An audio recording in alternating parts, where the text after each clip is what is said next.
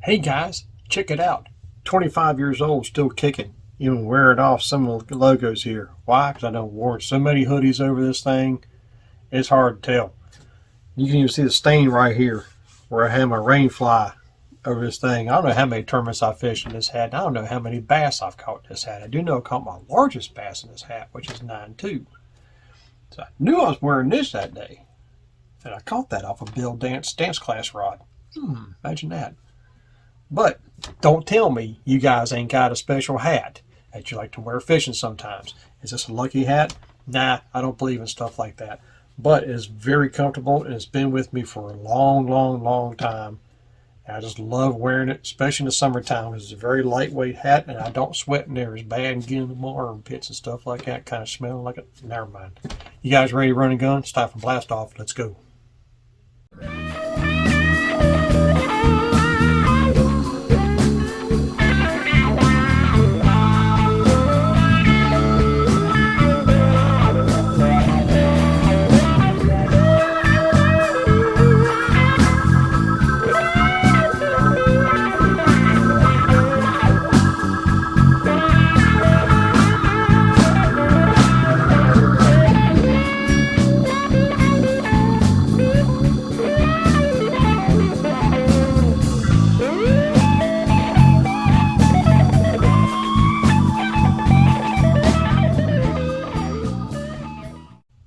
Hey guys, Todd here with you. Welcome back to Bassin 101. I was goofing.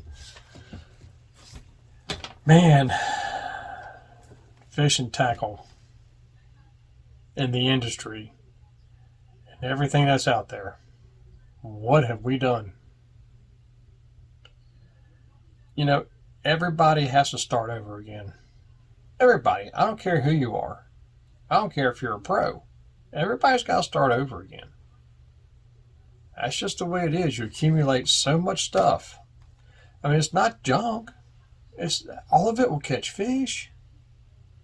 But the thing is, look what you've gotten. That this came out, and then this came out, and then this came out, and this came out. And, oh, I gotta get you. Oh, I gotta get you. And we're all guilty of it. All of us are. Ding, ding, ding, ding, ding, ding, ding. But eventually, you got to start from scratch. Now, I know I've talked about this before. This is the Simplify Your Fishing type series. And, I really just don't, I really don't think all this tackle that's available is really needed. Because as far as my style of fishing, I don't need it. Now, maybe you do, or your partner does, or in the boat with you, or whatever. Maybe they do, and maybe they just whack them with it.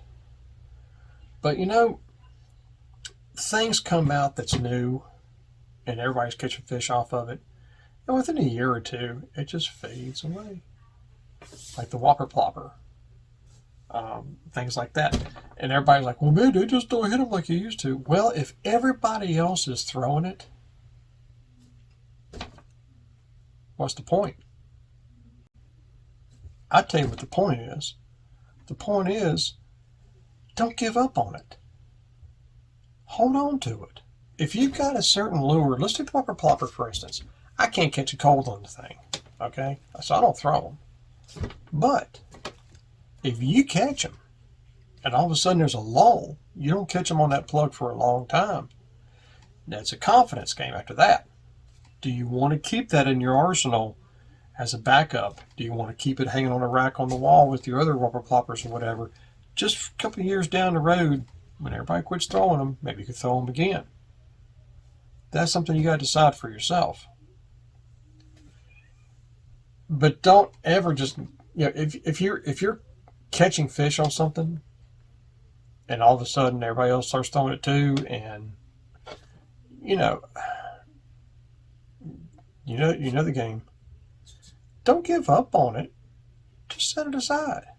I mean, if it bothers you that much, now it doesn't bother me. If I get onto something and everybody else gets onto it or whatever too, something new or whatever, I don't give up on it. If I'm catching fish on it, I'll still throw this. I'll throw it regardless. But I tell you how long it's been since I've done that. Cinco. So what does that tell you? You know, that's one of the reasons why I've always said, if you have a fascination for making your own lures, that's the way to do it.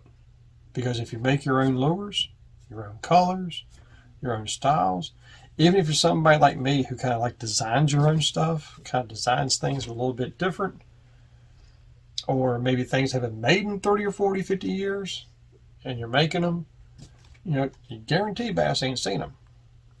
And you can throw those and catch bass on it all the time, and you ain't got to worry about everybody else having it. So think about that for a second.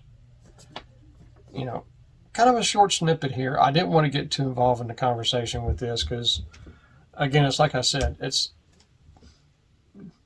very similar to Simplify Your Fishing, but it's not. I want to put my 2 cents out there on all this stuff comes out that's new, all these baits and stuff.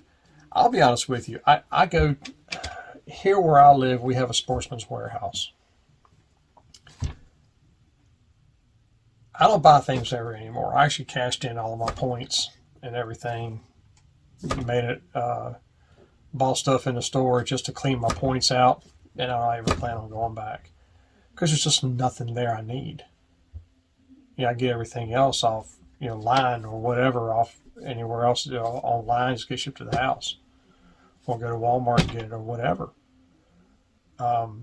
But I'll walk into Sportsman's and I'll look at these racks and racks and racks and racks of all these new soft plastics, the new crankbaits, the new spinner baits right there. Sorry, you can't do too much with a spinner bait. These new jigs that are out there. Can't do too much with the jig either. A jig's a jig. Just depends what kind of hook you use, what kind of head you use. Straight eye, line eye, doesn't matter. It really doesn't matter. But I go down through the aisles, I'm just kind of like, if you caught me a couple of years ago, I've been like, just like you guys are. Now I go down there, I'm kind of like, I don't want nothing out of this. Turn around and leave. Because you start getting set in your ways as you get better at bass fishing. And if you if you've watched any of the Simplify Your Fishing videos I've done, it's about listening to yourself. I'm still putting tackle together, trying to simplify things, and I still find myself not listening to myself. I'm like, yeah, but if you had one of these, or if you made one of these, it's ain't been made in so long and everything else. And I make it, and then I start looking at it going, I just don't see myself throwing that now. But you were caught in the windstorm. And you're kind of like, oh, yeah, dude, yeah, I'm guilty of it too, guys. I'm not sitting here preaching to you and saying, well, I sure don't do it myself, but this is what you need to be doing. I'm not like that. I'm in the same boat as you guys are. Okay? And I'm trying to bring you along for the ride. So maybe I will do this as a Simplify Your Fishing part. I've lost count. It'll be in the title. But seriously, listen to yourself, guys. Really be honest with yourself. Look at the tackle you have and say, what would I honestly, truly throw? What do I have the confidence in? And you can do multiple colors if you want, or you can do 2 or 3 colors if you want, or maybe just one. Don't worry about being limited. Don't worry about, that you're limiting yourself because what the fish are wanting, this color or that color, this color or that color, because everybody's going to be different. Some guys are lure choice people. Some guys are color-oriented people. I'm kind of splitting between both.